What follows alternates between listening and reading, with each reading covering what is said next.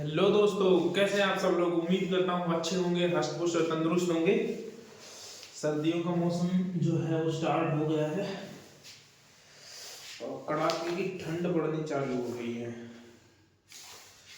तो हम कहाँ तक थे? वैसे तो हमने 61 तक कंप्लीट कर दिया था, लेकिन वीडियो जो थी वो पार्ट में बनी थी। मतलब कि एक बार वीडियो बीच में बंद हो गई थी, तो मैंने दोबारा जब वीडियो स्टार्ट करी तो वो जो थी अलग अलग बनी थी। एक 20 मिनट की थी, एक 25 मिनट की थी। तो जो वीडियो थी ना, एक उनमें से 20 मिनट की वो वीडियो गलती से हो गई डिलीट। अब वो वीडियो जो थी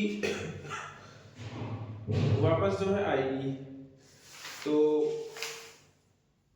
मैंने शायद से 52 पे था, सेक्शन नंबर 52 और BNSS का।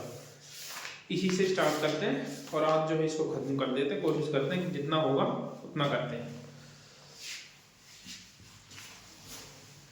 अच्छा,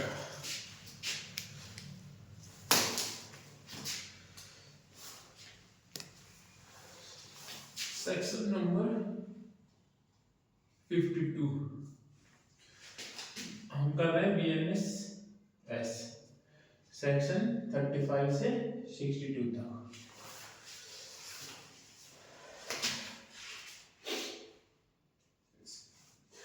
examination of person accused of rape by medical practitioner. Rape accused के मेडिकल एग्जामिनेशन की बात करता है। रेप अक्यूज्ड के मेडिकल की ये क्या कहता है, पढ़ते हैं एक बार। When a person is arrested on a charge of committing of an offense of rape or an attempt to commit rape, जो कोई रेप करता है, रेप का अटेम्प्ट करता है, there are reasonable ground for believing that on examination of the person with affordable evidence, और उसके बारे में विश्वास है कि इसका एग्जामिनेशन कराने से जो है अफोर्डेबल एविडेंस, पर्याप्त जो है साक्ष्य मिल सकते हैं, टू कमीशन ऑफ ऑफेंस सच, जो इसने ऑफेंस किया उससे related. It shall be lawful for a registered medical practitioner employed in a hospital run by the government or local authority। जो मेडिकल प्रैक्टिशनर होगा, रजिस्टर्ड होना, registered medical practitioner government hospital में या फिर लोकल अथॉरिटीज किसी hospital में, and in absence of such practitioner with in the radius of 16 kilometre. यदि मान लो कि कोई जो प्रैक्टिशनर अवेलेबल नहीं है 16 किलोमीटर के रेडियस में, जिस प्लेस पे ऑफेंस हुआ है इस उसके 16 किलोमीटर के एरिया में जो है कोई मेडिकल प्रैक्टिशनर नहीं है, तब जो होगा किसी प्राइवेट मेडिकल प्रैक्टिशनर से भी जो है इसका मेडिकल एग्जामिनेशन करवाया जा सकता है। आगे क्या था, at the request of any police officer, किसी भी पुलिस ऑफिसर की रिक्वेस्ट पर जो है ये हो सकता है। And for any person acting in good faith of in aid and under this direction to make such an examination of arrested person as to use such force and reasonable necessity. उस जो accused person है उसकी जो होगी ना consent लेने की कोई जरूरत नहीं है। अब यदि वो फोर्स का यूज करता है, मतलब मेडिकल नहीं करवाता, तो पुलिस ऑफिसर जो है वो फोर्स का यूज करके उसका मेडिकल करा सकते हैं। उसके बाद सेकंड क्या आता है, the registered medical practitioner conducting such examination shall without any delay examine such person and prepare a report of examination giving the following particulars namely. बिना डिले किए हुए मेडिकल प्रैक्टिशनर रिपोर्ट को तैयार करेगा। उस रिपोर्ट में क्या क्या होगा, अक्यूज्ड का नाम होगा, एड्रेस होगा, एज होगी, इसकी इंजरीज होंगी, DNA प्रोफाइल होंगी और एनी अदर मटेरियल जो भी कोई होगा, मटेरियल रीजनेबल डिटेल्स जो होगी वो उसमें प्रोवाइड होंगी। थर्ड कहता है, the report shall state precisely the reason of each conclusion arrived at. उसमें कंक्लूजन भी जो है डॉक्टर्स का जो कंक्लूजन होगा वो भी होगा। The exact time and date उसमें मेंशन होगी। सिक्स कहता है, द रजिस्टर्ड मेडिकल प्रैक्टिशनर जो अपनी रिपोर्ट को जो होगा विदाउट डिले जो होगा आईओ को सेंड कर देगा और आईओ जो है उस रिपोर्ट को 193 में मजिस्ट्रेट को सेंड करेगा। तो ये कहता है, रेप अक्यूज को फर्स्ट कहता है कि किसमें, रेप में या अटेम्प्ट टू रेप में, अटेम्प्ट टू रेप में, इन दोनों ऑफेंसेस में जो है कोई भी जो होता है 16 किलोमीटर के एरिया के अंदर, 16 किलोमीटर के रेडियस में यदि जो कोई भी गवर्नमेंट हॉस्पिटल और जो होगा लोकल अथॉरिटी यदि कोई है का मेडिकल प्रैक्टिशनर जो होगा वो क्या करेगा, एग्जामिनेशन करेगा, अक्यूज का एग्जामिन करेगा उसको। और यदि 16 किलोमीटर के रेडियस में कोई भी मेडिकल प्रैक्टिशनर नहीं है लीगली जो ऑथराइज्ड है, तो क्या करेगा, तो प्राइवेट जो होगा वो भी इसका एग्जामिन कर सकता है, private medical practitioner.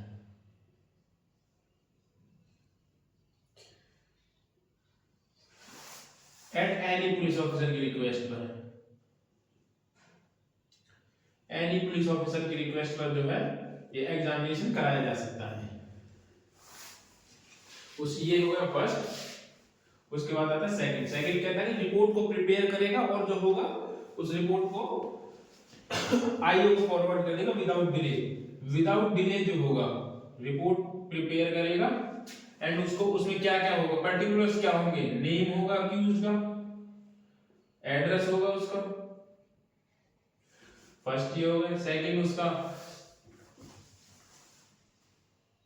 Name, accused, injury, body पर जितनी भी इंजरी होगी। थर्ड डीएनए प्रोफाइलिंग होगी उसकी।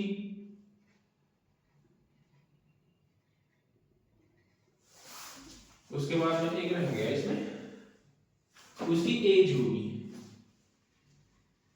उसकी क्या एज है। फोर्थ क्या था, फिफ्थ में फिर क्या है, अदर डिटेल्स जो भी होंगी जो रीजनेबल होगी वो होंगी, अदर रीजनेबल डिटेल।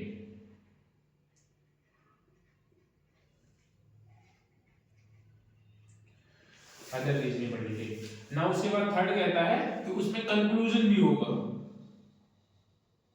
डॉक्टर्स का कंक्लूजन भी उसमें होगा। फोर्थ कहता है कि उसमें टाइम मेंशन होगा, starting time and closure time. Fifth कहता है रजिस्टर्ड मेडिकल प्रैक्टिशनर जो होगा, मेडिकल प्रैक्टिशनर जो होगा विदाउट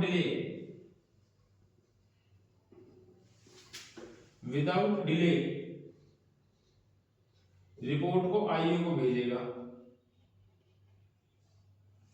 इसको आईओ को, और आईओ आगे फॉरवर्ड कर देगा 193 में मजिस्ट्रेट को।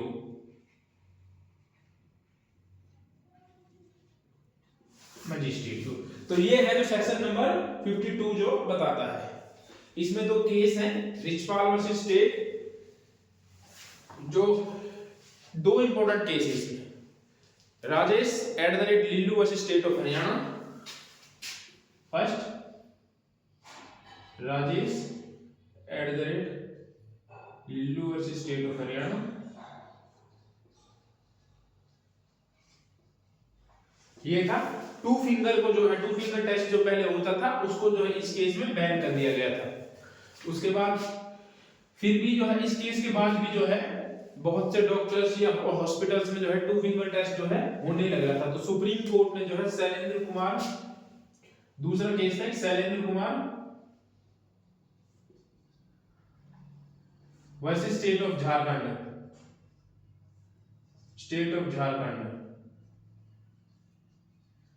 इस केस में जो बोल दिया था सुप्रीम कोर्ट ने, यदि कोई इसके बाद भी टू फिंगर डॉक्टर कोई इसके बाद भी जो है इस केस के बाद भी टू फिंगर टेस्ट करता है तो उसके ऊपर रेप के चार्ज लगाए जाएंगे। इस केस में कहा गया था कि यदि कोई व्यक्ति यदि कोई डॉक्टर जो है टू फिंगर टेस्ट को कंटिन्यू रखता है या करता है तो उसके ऊपर जो है रेप के चार्ज लगाए जाएंगे। उसके बाद आते हैं सेक्शन नंबर 53। ये दो केसेस है, याद रखना, Rajesh Lillu @state of Haryana, Shailendra Kumar versus state of Jharkhand.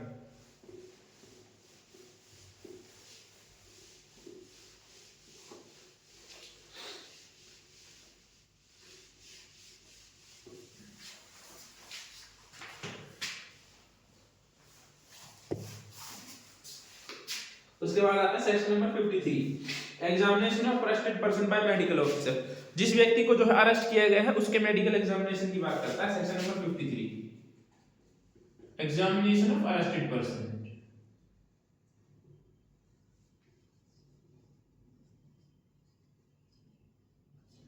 Arrested person by medical officer.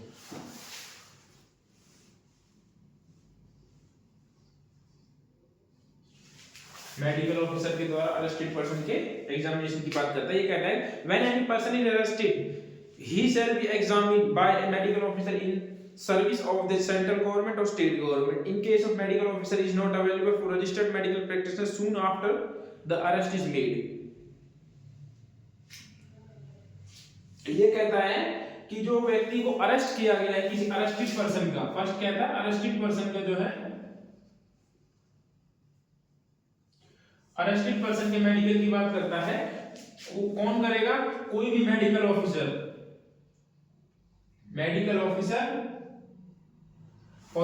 Authorised है या फिर किसी जो सर्विस में है, किसकी सर्विस में है? स्टेट गवर्नमेंट और सेंट्रल गवर्नमेंट, स्टेट गवर्नमेंट और सेंट्रल गवर्नमेंट, वो मेडिकल ऑफिसर जो है अरेस्टेड पर्सन का मेडिकल एग्जामिनेशन करेगा और मेडिकल करेगा। और यदि कोई मेडिकल ऑफिसर जो है अवेलेबल नहीं है तो जितनी जल्दी हो सके उतनी जल्दी जो है इसका मेडिकल कराने की अपेक्षा करी जाएगी, उतनी जल्दी जो है कराया जाएगा absence में। Provided that the medical officer or registered medical practitioner is of the opinion that one more examination of such person is necessary, he may do so. यदि मेडिकल ऑफिसर को ऐसा लगता है कि इस व्यक्ति की या किसी व्यक्ति की एक और परीक्षा की जानी चाहिए तो वह ऐसा कर सकते हैं। जरूरी प्रोविजन में कहता है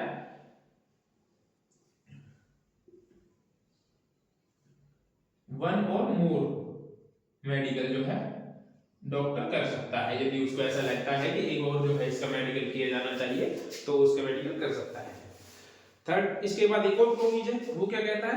further that provided further that where the arrested person is female the examination of the body shall be made only by or under the supervision of female medical officer in a case of female medical officer is not available by a female medical practitioner. ये कहता है कि यदि कोई female, ये बस इतना ही याद रखना है इसको, फीमेल का जो है फीमेल यदि कोई एक्यूज है या अरेस्टेड पर्सन फीमेल है तो उसका मेडिकल जो होगा फीमेल ऑफिसर के द्वारा होगा, बस इतना याद रखो।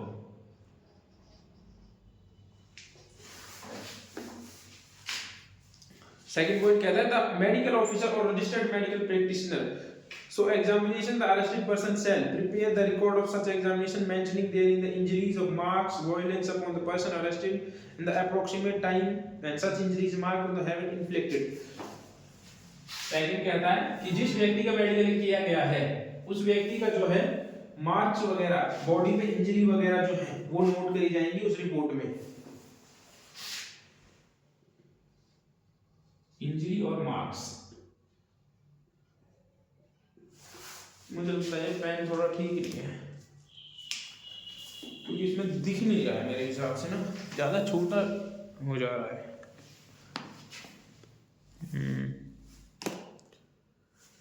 वही है, इससे छोटा ज्यादा लिखा जा रहा है।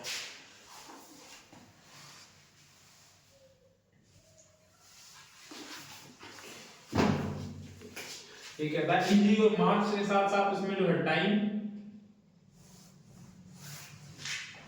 भी जो इसमें लिखा है। उसके बाद फोर्थ क्या कहता है?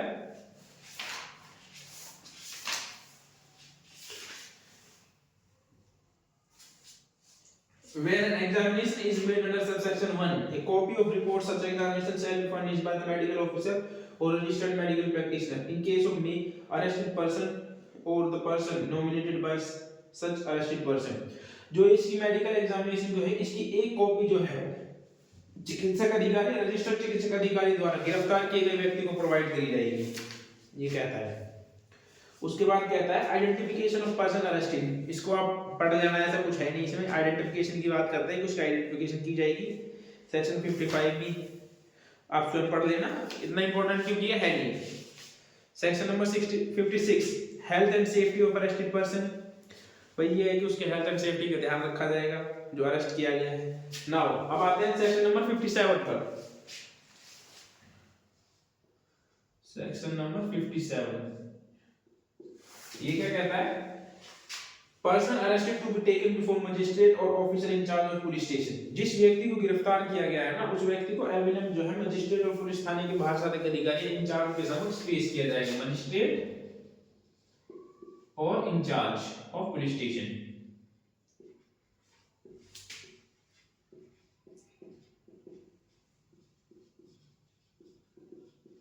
इनके सामने जो है उसको बिना देरी के जो है प्रेजेंट किया जाएगा। ये बस इतना कहता है, विदाउट डिले जो है, विदाउट डिले अरेस्टेड पर्सन को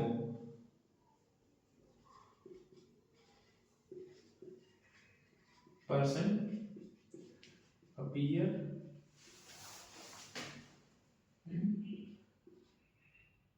मजिस्ट्रेट और police in charge of police station. उसके बाद बात करते हैं सेक्शन नंबर 58। ये क्या कहता है? Person arrested not to be detained more than 24 hours. ये कहता है कि जिस व्यक्ति को अरेस्ट किया गया है ना, उसको 24 घंटे से ज्यादा जो है डिटेन नहीं कर सकते, 24 आवर्स से ज्यादा डिटेन नहीं कर सकते। क्या कहता है? No police officer shall detain in custody of a person arrested without warrant for a longer period than under all the circumstances of the case is reasonable, and such period shall not, in the absence of special order of magistrate and under section 187, exceed 24 hours, excluding the time necessary for the journey from place and arrest to magistrate court। तो ये mainly यही बात करता है कि आप जो है 24 आवर्स तक किसी भी 24 आवर्स से ज्यादा जो है किसी व्यक्ति को अरेस्ट नहीं कर सकते, डिटेन नहीं कर सकते। यदि आपको डिटेन करना है तो उसके लिए आपको मजिस्ट्रेट की परमिशन की रिक्वायर्ड होगी, मजिस्ट्रेट की परमिशन जो है जरूरी है, और मजिस्ट्रेट के सामने आपको 24 आवर्स से पहले जो है इसको पेश करना है। हाँ, इसमें ये और है, इसमें जो लाने और ले जाने का समय जो है उस टाइम को जो है इसमें इंक्लूड नहीं किया गया है, वो एक्सक्लूड है, उसको इससे बाहर रखा गया है। अब ये क्वेश्चन ये आता है कि उन्हें कैसे पता चलेगा कि इसको 24 घंटे से ज्यादा होगा? तो पुलिस के पास डायरी होती है, डेली डायरी, जिसमें जो होता है वो अरेस्टेड पर्सन की डिटेल्स वगैरह भरते हैं कि कब इसको अरेस्ट किया गया, कब स्टेशन में लाया गया है। उसके बाद आते हैं सेक्शन नंबर 59। ये क्या कहता है? Police to report apprehension.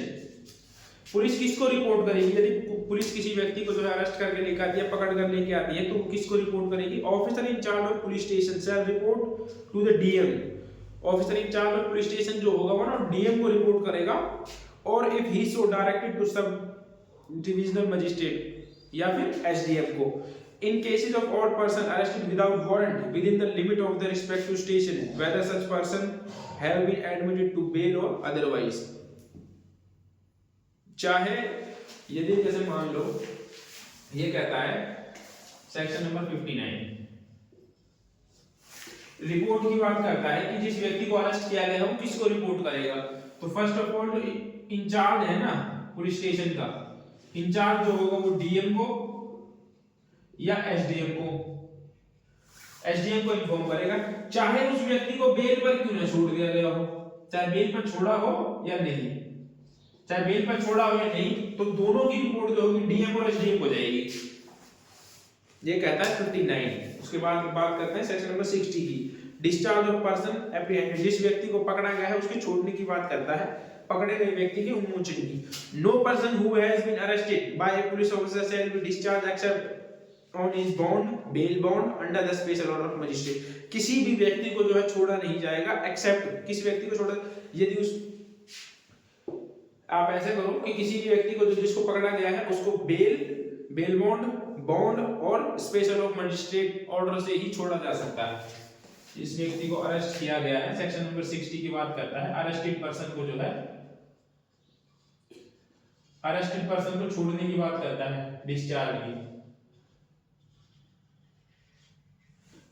पहला बॉन्ड, यदि वो बॉन्ड दे देता है तो छोड़ दिया जाएगा। दूसरा बेल बॉन्ड, तीसरा special order of magistrate, special order of magistrate, special order of magistrate के द्वारा जो है इनके ऑर्डर पर छोड़ दिया जाएगा। मतलब ये 3 कंडीशन है जिनमें उसको छोड़ा जा सकता है। उसके बाद बात करते हैं power on escape to pursue and retake. Mainly ये बात करता है कि जैसे मान लो कि कोई व्यक्ति पुलिस कस्टडी से भागने की कोशिश करता है तो उसको पकड़ने की पावर्स के बारे में बात करता है। तो वो जो होगा, if a person is lawful custody escape or is rescued, the person from who custody he escaped was rescued may immediately pursue and arrest him in any place of India, जो है एनी प्लेस ऑफ इंडिया, किसी India के किसी भी स्थान से चाहे वो कहीं भी भाग जाए, उसको पकड़ कर लाने का जो है उसके पास राइट होगा पुलिस ऑफिसर के पास। ये नहीं है कि सिर्फ वो अपनी ही जुरिडिक्शन में से अरेस्ट कर सकता है, वो ऑल ओवर इंडिया में से जो है उसको पकड़ सकता है यदि वो लॉफुल कस्टडी में से भागता है तो। सेक्शन 44 ये कुछ नहीं कहता है, ऐसे बकवास है। अब बात करते हैं section number 62, arrested to be made strictly according to this Sanhita. ये कहता है कि किसी भी व्यक्ति को जो है अरेस्ट किया जाएगा ना, वो इस संहिता के प्रोविजन के तहत ही अरेस्ट किया जाएगा। इस संहिता के प्रोविजनों को पूरा कंप्लीटली फॉलो किया जाएगा, कंप्लाई किया जाएगा, और यदि कोई ऐसा नहीं करता है तो उसको इलीगल डिटेन या उसके खिलाफ जो है आप मुकदमा ही चला सकते हैं पुलिस ऑफिसर के खिलाफ, जो है आपको इलीगली यदि कोई अरेस्ट करते हैं। जैसे मान लो रूल ये है कि यदि कोई व्यक्ति जो है आपको किसी अक्यूज को जो है अरेस्ट करता है तो क्या होगा, उससे मीमो साइन करवाए जाएंगे, विटनेस वगैरह के साइन करवाए जाएंगे, उसको बिल ऑफ राइट्स के बारे में बताया जाएगा। उसमें फिर सेक्शन नंबर 53 में जैसे कहा गया कि किसी व्यक्ति को कैसे पकड़ा जाए, गिरफ्तारी कैसे की जाएगी, तो जैसा उसमें बताया गया उस तरीके से यदि गिरफ्तारी नहीं होती है तो जो होगा उस अक्यूज के पास जो होगा बेल का राइट आ जाएगा, और जो होगा उस या फिर उस कस्टडी को ही जो उन्होंने डिटेन करके रखा हुआ है पुलिस ऑफिसर्स ने इलीगली, जैसे मान लो कि आपने कोई ऑफेंस ही नहीं किया या फिर आपने नॉन कॉग्निजेबल ऑफेंस किया, बेलेबल ऑफेंस किया, और आपको जो है पुलिस ऑफिसर विदाउट वारंट जो है अरेस्ट कर लेता है, और ना ही पुलिस डायरी में कोई एंट्री वगैरह करते हैं, ना ही आपके रिलेटिव को सूचना देने देते हैं, तो इसको क्या माना जाएगा, इसको माना जाएगा इलीगली डिटेन किया हुआ है आपने। तो इसके खिलाफ जो है आप हाई कोर्ट में जो है रिट फाइल कर सकते हैं, और या फिर पुलिस ऑफिसर के खिलाफ भी आप कंप्लेंट दायर कर सकते हैं। अब बात करते हैं हम इससे कुछ अलग, गिरफ्तार किए हुए जो अक्यूज पर्सन है उसके कुछ राइट्स की बात करते हैं कि जो गिरफ्तार किया गया है उसके क्या क्या राइट है। अभी हम ये चैप्टर पढ़ के आए हैं कंप्लीट, तो इसी में से है वो भी क्या है वो अभी हम बताएंगे। गिरफ्तार व्यक्ति के राइट्स के बारे में बात करेंगे हम, rights of arrested person.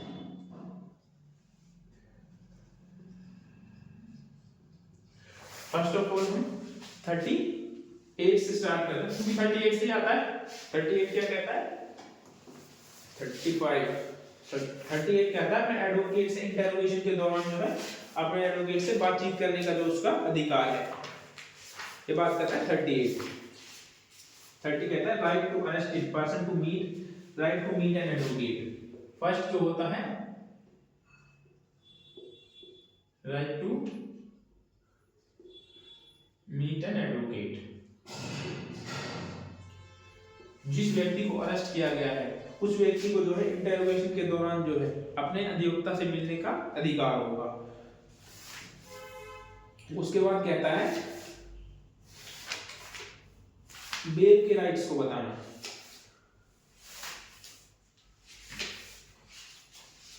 Section number 47। दूसरा कहता है सेक्शन नंबर 47, जिस व्यक्ति को गिरफ्तार किया गया है उस व्यक्ति को गिरफ्तारी के ग्राउंड्स बताना कि आपको क्यों गिरफ्तार किया गया है, और यदि वो बेलेबल ऑफेंस है तो उसको जमानत के अधिकार बताना कि आपको इसमें जमानत भी मिल सकती है। Inform of ground of arrest and right to bail. Inform of ground of arrest, ground of arrest and right to bell.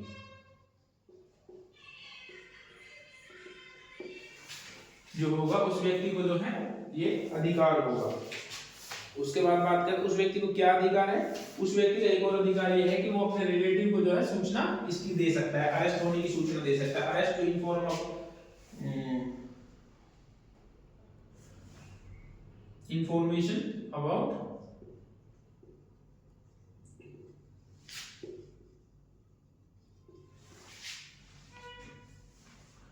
Arrest relative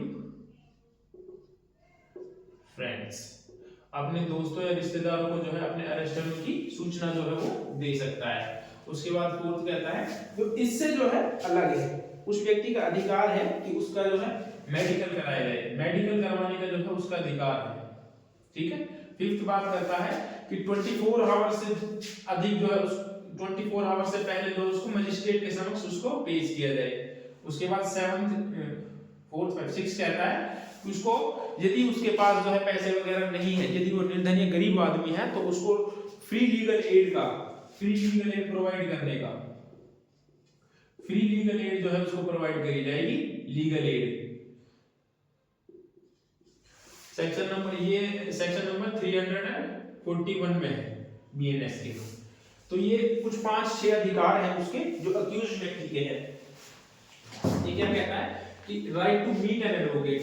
interrogation के दौरान यदि कोई व्यक्ति कहता है कि उसको अपने एडवोकेट से मिलना है तो उसको मिलने दिया जाएगा। लेकिन हाँ, इसमें कुछ एक्सेप्शन है, जैसे कंप्लीट इंटरोगेशन के दौरान जो है व्यक्ति जो अरेस्टेड पर्सन है वो अपने एडवोकेट से नहीं मिल सकता, कुछ टाइम के लिए मिल सकता है। फिर कहता है कि ground of arrest and bail. यदि पुलिस ऑफिसर जो है किसी को अरेस्टेड पर्सन को ग्राउंड ऑफ अरेस्ट और राइट टू बेल के बारे में इंफॉर्म नहीं करता है तो उस व्यक्ति के पास अपने आप ही जो है बेल का राइट आ जाता है। उसके बाद बात करते हैं information about arrested relative friends को। यदि कोई जो पुलिस ऑफिसर है इंफॉर्मेशन नहीं देने देता है तब भी तो हमारे पास बेल का राइट आ जाएगा। उसके बाद बात करें मेडिकल की, तो मेडिकल करवाना भी जो है ना अरेस्टेड पर्सन का राइट आता है कि यदि उसको मेडिकल ना करवाया जाए तो पता चले कि पुलिस ऑफिसर उसको मार मार के भूत बना दे, तो इसलिए जो है मेडिकल भी जरूरी है। उसके बाद 24 आवर्स के अंदर उसको मजिस्ट्रेट के समक्ष पेश करना, ये भी उसका एक राइट है। उसके बाद आता है फ्री लीगल एड। यदि कोई गरीब व्यक्ति है या और वो अपने लिए कोई एडवोकेट हायर नहीं कर सकता तो उसको फ्री लीगल एड से जो है एक एडवोकेट प्रोवाइड किया जाएगा सेक्शन 341 के अनुसार। तो ये जो थे उसके कुछ अधिकार थे। अब जो है हम नेक्स्ट चैप्टर पे आते हैं, जो चैप्टर नंबर 6 जो चालू होता है सेक्शन नंबर 62 से लेकर के 63 से 93 तक, मे बी वहीं तक होगा। Chapter number 6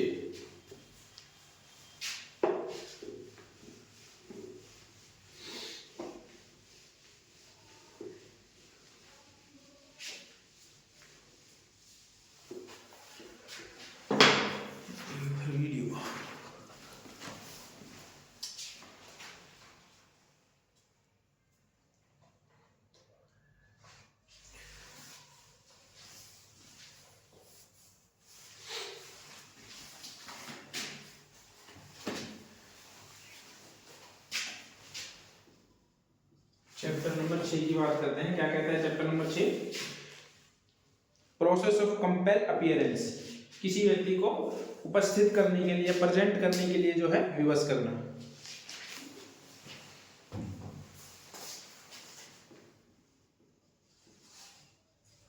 process to compel appearance.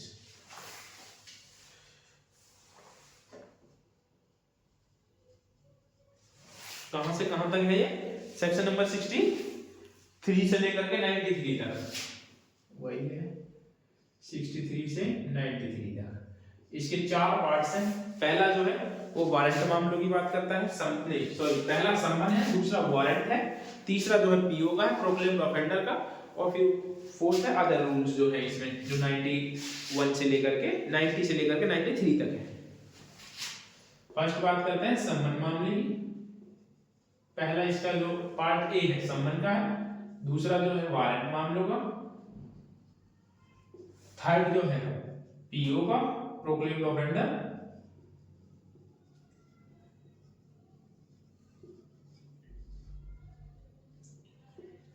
और फोर्थ जो है वो एनी अदर रूल्स की बात करता है, एनी अदर रूल्स। अच्छा, ये कहां से कहां तक है? जो सम्मन मामला है, जो सेक्शन नंबर 63 से स्टार्ट होकर के 71 तक है, सेक्शन नंबर 63 से 71। और वारंट मामला जो है 71 से स्टार्ट होकर के 83 तक है। पीओ जो है, प्रोक्लेम्ड ऑफेंडर जो है 84 से स्टार्ट होकर के 89 तक, और ये जो है 90 से 93 तक। सेम है ना?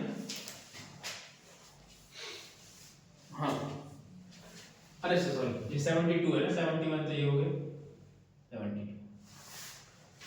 ये जो है इसके चार पार्ट्स हैं, ए बी एंड।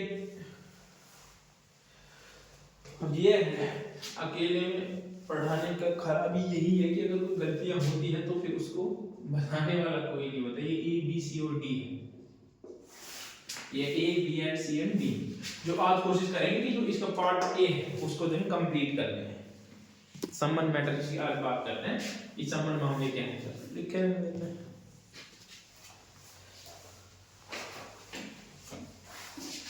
ये क्या कहते हैं, सेक्शन नंबर 63, सेक्शन नंबर 63 ये क्या कहता है, फॉर्म ऑफ समन।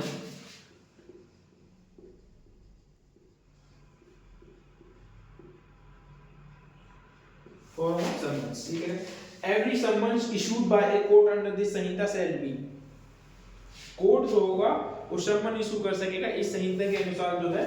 अब समन किस फॉर्म में होगा ये वही बात करता है। देखो इसका वन पे आता है, वन क्या कहता है, इन राइटिंग डुप्लीकेट। फर्स्ट वो कहता है राइटिंग में होगा, राइटिंग में होगा, और दो कॉपियां होंगी उसकी डुप्लीकेट, दो कॉपियां। उसके बाद कहता है sign by the presiding officer, जो साइन होगा प्रिसाइडिंग ऑफिसर पे, sign by the presiding officer.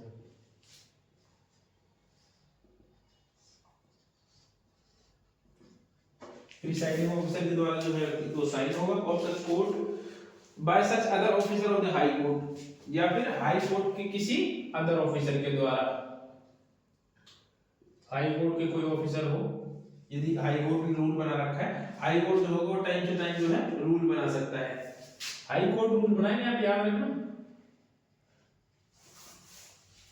और उस पे कोर्ट की सील होगी, सील ऑफ कोर्ट, स्टैम्प जो है उस पे होगी।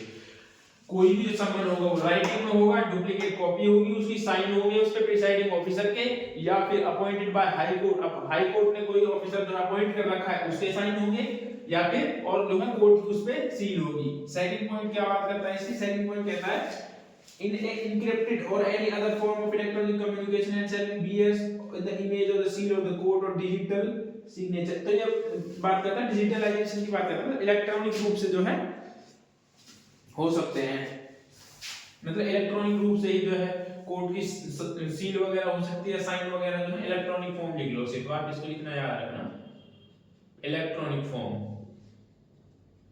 इलेक्ट्रॉनिक फॉर्म में भी जो है हो सकते हैं। उसके बाद आता है सेक्शन नंबर 64। 64 कहता है समन्स हाउ सर्व, समन की तामील कैसे की जाएगी। ये कहता है कि every summon shall be served by a police officer, जो प्रत्येक समन जो होगा, हर समन जो होगा उसको कौन सर्व करेगा, police officer, or subjected to such rules as the state government may take in this behalf of such officer or court issuing or other public servant, या फिर स्टेट गवर्नमेंट जो रूल बनाएगी उस हिसाब से जो है होंगे। देखो क्या कहता है, फर्स्ट कहता है कि जो है पुलिस ऑफिसर होगा, पुलिस ऑफिसर, पुलिस ऑफिसर, और जो स्टेट गवर्नमेंट जो है रूल बनाए, such rule as the state government, such rule as state government, जो स्टेट गवर्नमेंट जो है रूल बनाए इनमें को behalf of such officer court issuing and other public warrant, other public servant, sorry court officer भी जो है, कोर्ट ऑफिसर, तो ये जो होंगे। उसके बाद सेकंड क्या कहता है, police officer or court officer या फिर स्टेट गवर्नमेंट जो रूल बनाए उनके अकॉर्डिंग वो व्यक्ति जो है समन सर्व करेगा। प्रोवाइडेड, इसमें provision provided that the police station in the register of the court shall maintain a register to enter in address, email address, phone numbers and such other details, और state government में rule provided.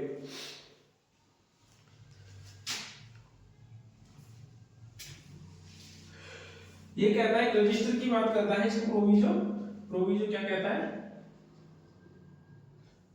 हर police station में, police station में, police station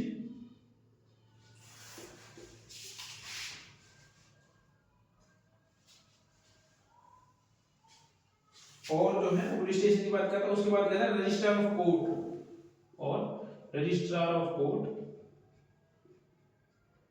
registrar of court ये जो होंगे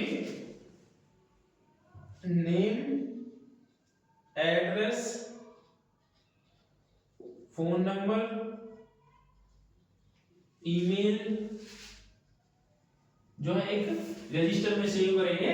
और कौन सा रजिस्टर होगा? प्रोवाइडेड बाय, जो स्टेट गवर्नमेंट प्रोवाइड करेगी, प्रोवाइड बाय स्टेट गवर्नमेंट, या स्टेट गवर्नमेंट जैसे रूल बनाए उस हिसाब से जो है होगी। नाउ उसके बाद बात करते हैं the summon shall be practicable to serve personally on the person summoned or delivering or tendering to him one or duplicate of the summon। ये कहता है कि जिस व्यक्ति के खिलाफ सम्मन इशू हुए ना उसी व्यक्ति को जो है सम्मन सर्व होने चाहिए।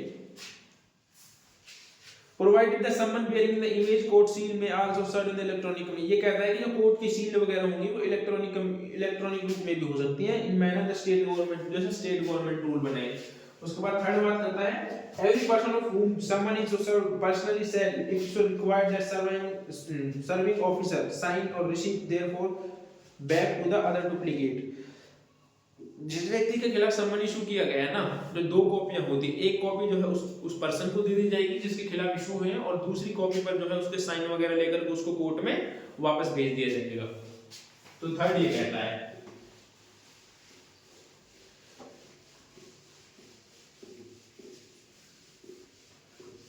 इसको लिखे रहने देते हैं बस, इसको आज हम पढ़ा रहे हैं, कोशिश करते हैं 71 तक कंप्लीट करने की। अब बात करते हैं सेक्शन नंबर 65 की। ये क्या कहता है? Serve of summon of corporate bodies firm and society. ये कहता है कि कोई फर्म है, कोई सोसाइटी है या कॉर्पोरेट बॉडीज है, तो उनको जो है सम्मन की तामील कैसे की जाएगी, उनको जो है सम्मन की तामील कैसे की जाएगी। ये क्या कहता है? Service of someone on a company और कॉर्पोरेशन में be effected by serving in the director.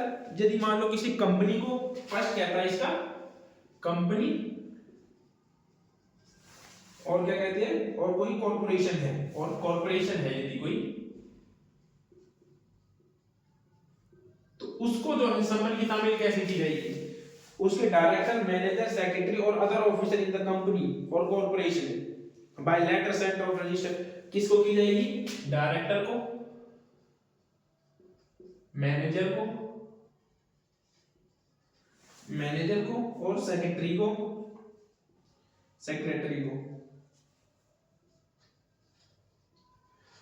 और अदर ऑफिसर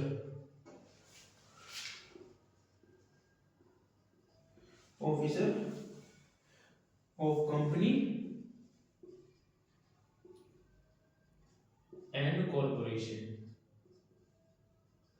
कंपनी या कॉर्पोरेशन को कोई अदर ऑफिसर जो है उसको भी बाय पोस्ट जो है करी जा सकती है, बाय पोस्ट।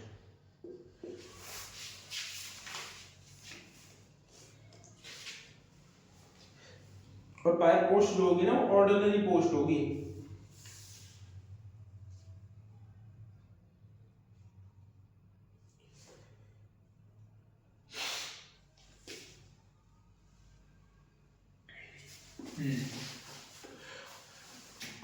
अगर किसी कंपनी या कॉर्पोरेशन को जो है किसी को सम्मन इशू करना है, तो सम्मन जो है उसके डायरेक्टर को, मैनेजर को या सेक्रेटरी को, कोई भी या अनदर व्यक्ति जो है कंपनी का जो ऑथराइज है कंपनी के द्वारा, उसको जो है, या इन सब के पते पर जो है डायरेक्टर, मैनेजर, सेक्रेटरी को इनके पते पर भी जो है बाय पोस्ट के द्वारा जो है इसको भेजा जा सकता है। ठीक है, तो अब बात करते हैं इसके सेक्शन नंबर 2 की। अच्छा, एक्सप्लेनेशन हो रहा है इसमें, एक्सप्लेनेशन। ये एक्सप्लेनेशन क्या कहता है? एक्सप्लेनेशन कहता है in this section company means a body corporate and corporation means a incorporate company or other body corporate registered in this under this companies act. Company means बात करता है बॉडी को, means a body corporate, company means body corporate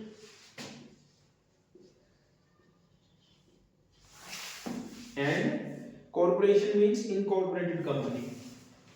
corporation means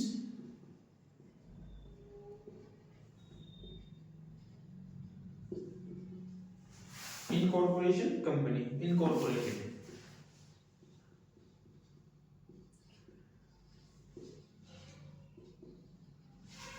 Hindi में बोलते हैं इनको निगमित निकाय, शायद से निगमित निकाय इसको बोलते हैं, इनकॉर्पोरेटेड को।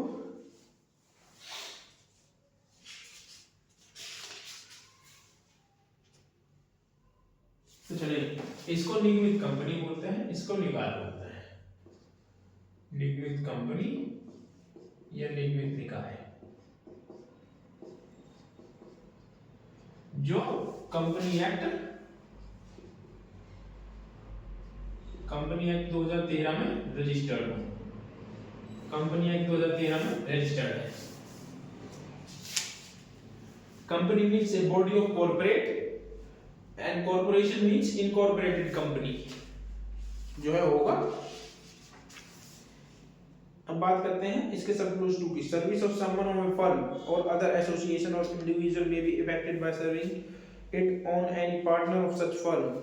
यदि मान दूसरा कहता है कि यदि किसी फर्म को या इंडिविजुअल को या फिर जो एसोसिएशंस हैं उसमें, फर्म को, एसोसिएशंस को या इंडिविजुअल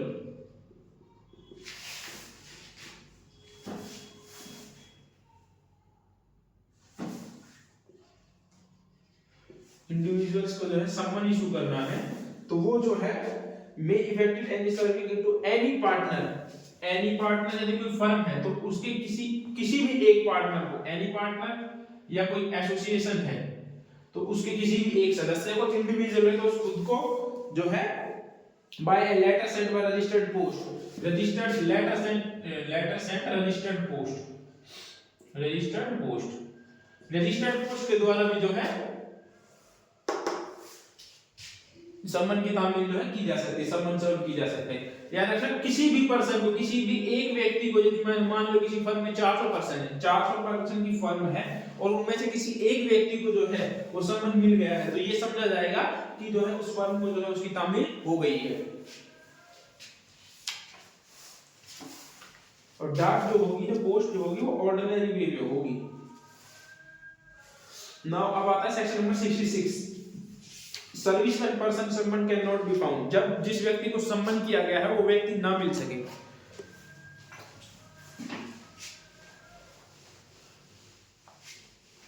बोर्ड छोटा पड़ने लग जाता है, इसको मिटाई देते हैं, इसको यहां लिख देते हैं। सम्मन 63 से 70, ठीक है। Service when person not found, section number 66।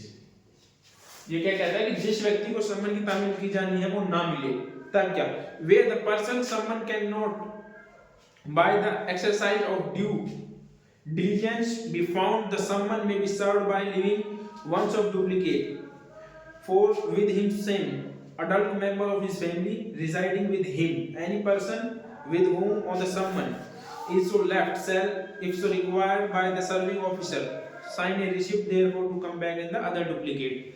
यदि कोई व्यक्ति जो है वहां पर नहीं मिलता है, पर्सन कैन नॉट फाउंड, देखिए क्या कहता है, पर्सन कैन नॉट फाउंड। यदि कोई व्यक्ति जो है वहां पर नहीं मिलता है तो क्या किया जाएगा, उसकी फैमिली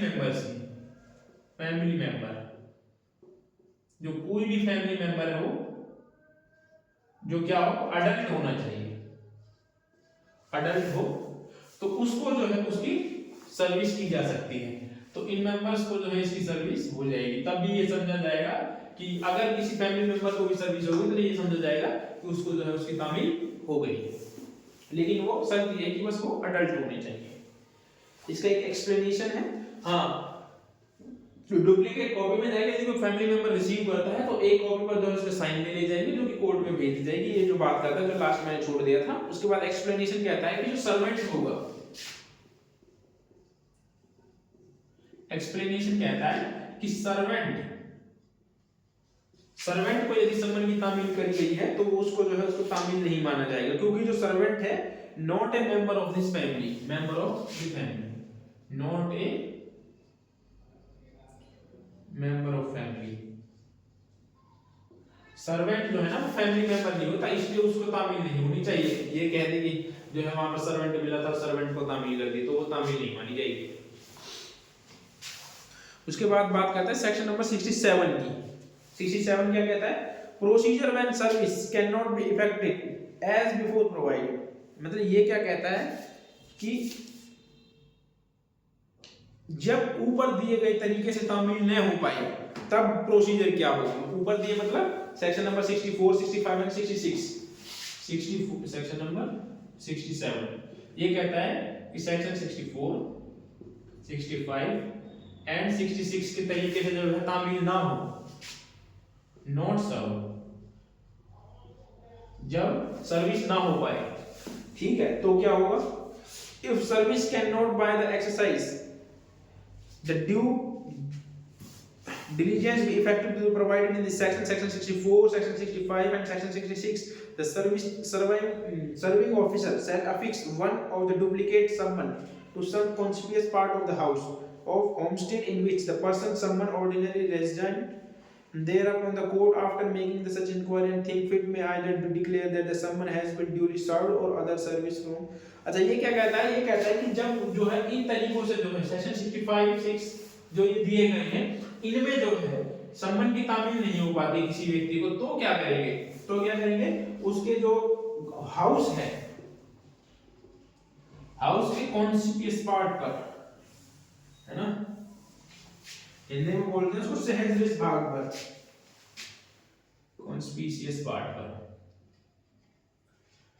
पर जो है एक कॉपी जो है उसको चिपका दी जाएगी घर पर, और जहां पर वो काम करता है वहां पर चिपका दी जाएगी। नाम उसके बाद कहता है कोर्ट,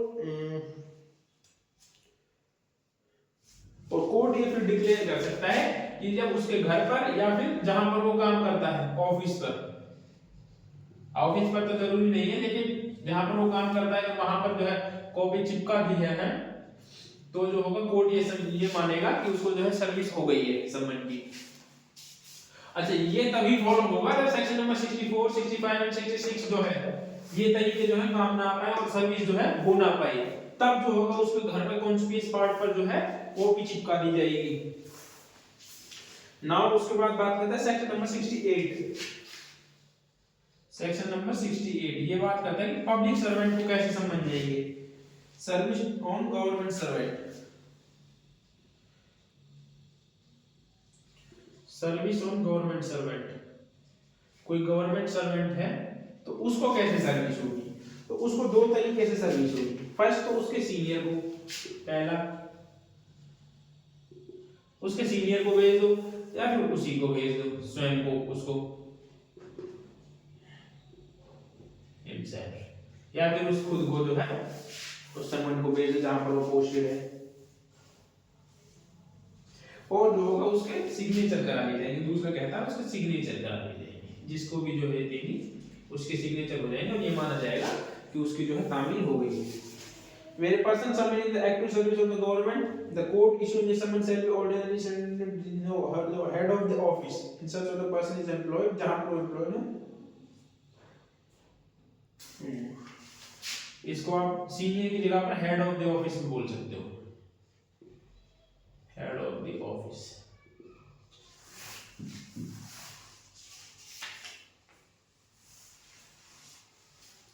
जहां पर ये काम करता है। और ये जो सेल्फ मैंने लिखा है, ये सेल्फ मैंने सेक्शन नंबर 64 या 65 से जो है लिखा है, सेक्शन नंबर 65 से, क्योंकि जो सर्विस उसी को की जानी होती है। उसके बाद बात करते हैं सेक्शन नंबर 67 की, 69 की, sorry, service of someone outside local limits.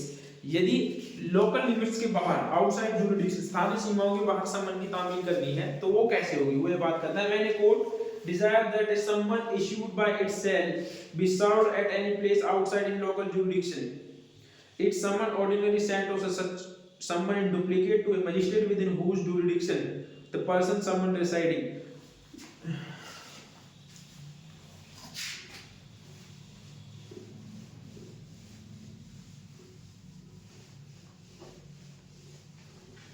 Section number 69 कहता है कि outside limits, outside local limits, outside local limits के अंदर जो है समन की तामील कैसे होगी, तो बात करता है। आपके पास बेयर एक्ट होना जरूरी है, क्योंकि मैं जो ये की डेफिनेशन जो होती है मैं इनको शॉर्ट में लिख देता हूं, तो आप जो है प्रॉपर एक बेयर एक्ट को पढ़ लें, क्योंकि कभी कभी क्या होता है डेफिनेशन बहुत ज्यादा लंबी हो जाती है तो जगह यहाँ पे बचती नहीं है, इस वजह से जो मैं शॉर्ट में लिख देता हूँ ताकि याद करने में जो आसानी हो सके। यदि आउटसाइड द लिमिट्स जो है उस कोर्ट की लिमिटेशन जुरिडिक्शन से बाहर जो है लोकल जुरिडिक्शन के आउटसाइड लोकल जुरिडिक्शन किसी संबंध की तामील करनी है आउटसाइड लोकल जुरिडिक्शन के अंदर, तो कैसे करनी है, तो संबंध की तामील कैसे होगी, संबंध की तामील होगी जिस मजिस्ट्रेट की जुरिडिक्शन के अंदर वो व्यक्ति रहता है ना जिसको सम्मन इशू किया है कोर्ट ने, उस मजिस्ट्रेट को जो है वो सम्मन भेज दिया जाएगा।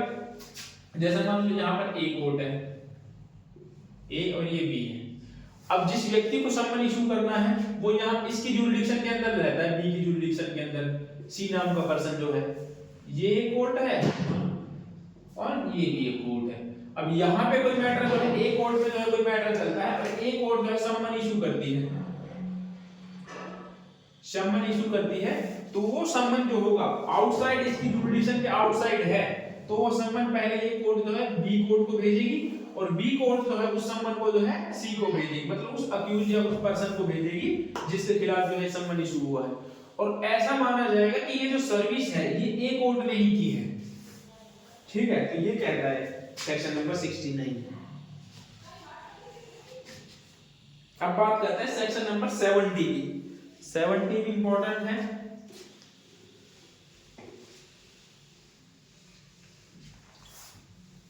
ये तो बोर्ड इतना छोटा है बार बार में मिटाने की वो लगता है। सेक्शन नंबर 70 ये क्या कहता है, proof of service in such case and when serving officer not present, ऐसे मामलों में जो है मामले की तामील की जो है सबूत दिया जाना, और जबकि पुलिस जो सर्विंग ऑफिसर है मतलब कि तामील करने वाला अधिकारी जो है उपस्थित न हो पाए, तब जो है किस तरीके से कोर्ट काम करेगी उसको पढ़ते हैं आगे। When a summon issued by a court, किसी कोर्ट ने जो है समन इशू किए हैं and serve outside its local jurisdiction, उस लोकल जुरिडिक्शन के आउटसाइड जो है, and in any case where the officer who has served a summon is not present at the hearing in the case, एक minute,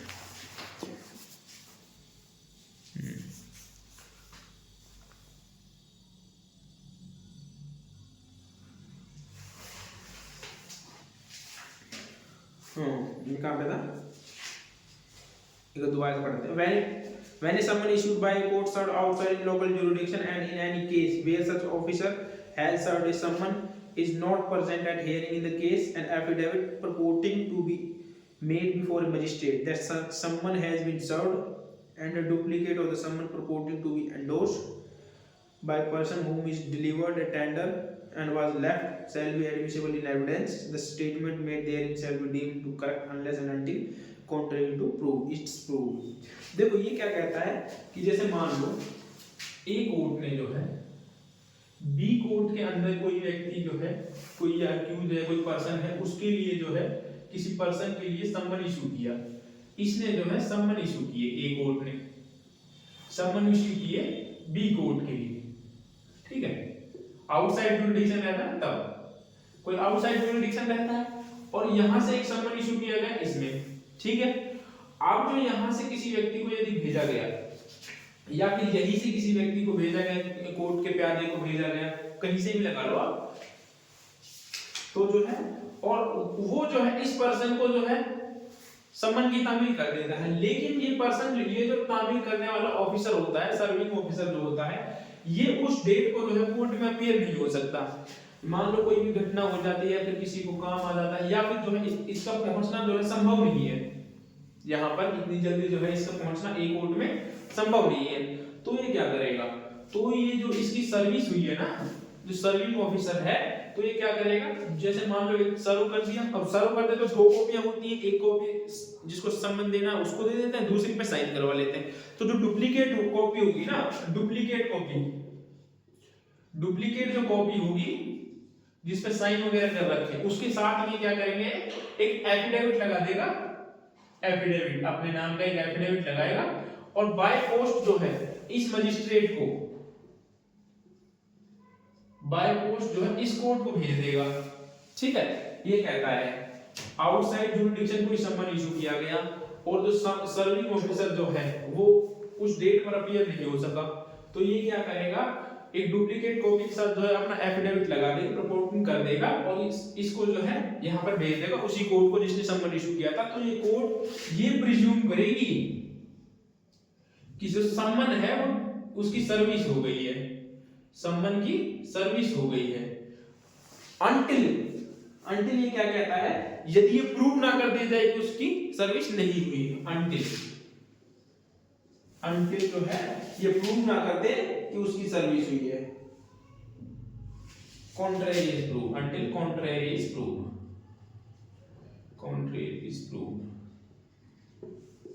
ये कहता है।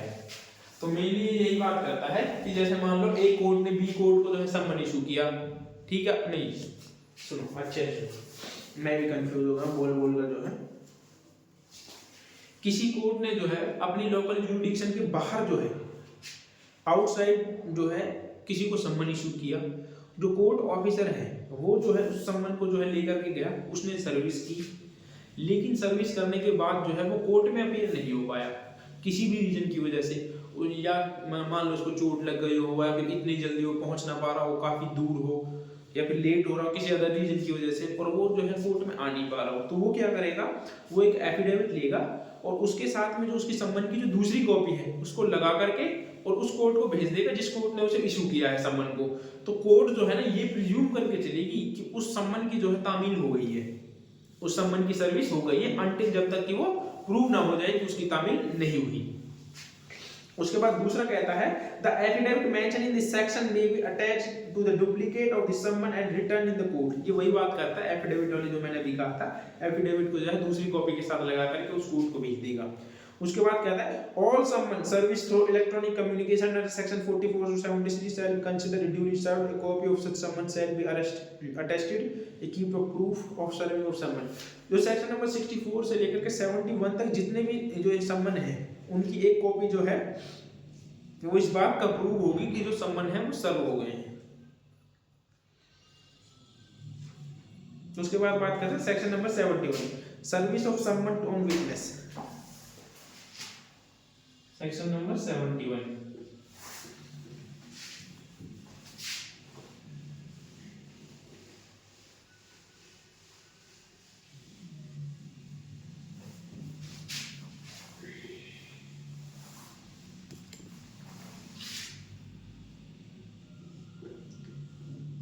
सम्मन to witness बोल दो आप इसको या कुछ भी बोल, सम्मन टू विटनेस बोल दो, ये कुछ नहीं कहता है, मेरी बात यही करता है कि किसी विटनेस को बुलाना तो उसके लिए सम्मन इशू करने की बात करते हैं। Now it's standing anything contain in the proceeding section in this chapter the court issuing a summon to witness may in the addition of the simultaneously with the issue of such summon directly to copy of summon which served in the electronic communication and registered post address to the witness। यदि किसी witness को सम्मन issue करना है ना तो उसको by post भेज सकते हैं, ठीक है, इलेक्ट्रॉनिकली भेज सकते हैं, इलेक्ट्रॉनिक के थ्रू भेज सकते हैं, registered post in the witness में प्लेस जहां पर वो रहता है ऑर्डिनरी प्लेस होगा, इसका मतलब in the personally work for gain, यहां या फिर जहां पर वो काम करता है, विटनेस जहां रहता है या फिर जहां पर वो काम करता है, बाय ऑर्डिनरी पोस्ट के थ्रू या इलेक्ट्रॉनिक कम्युनिकेशन के थ्रू जो है सम्मन को भेज सकते हैं। और उसकी जो एक्नॉलेजमेंट होगी वो साइन बाय द विटनेस होगी, यदि कोर्ट का जो प्यादा है वो लेके जाता है तो एक पर वो साइन करवा के ले आएगा वापस, ये वही बात करता है, बस कुछ नहीं है इसमें।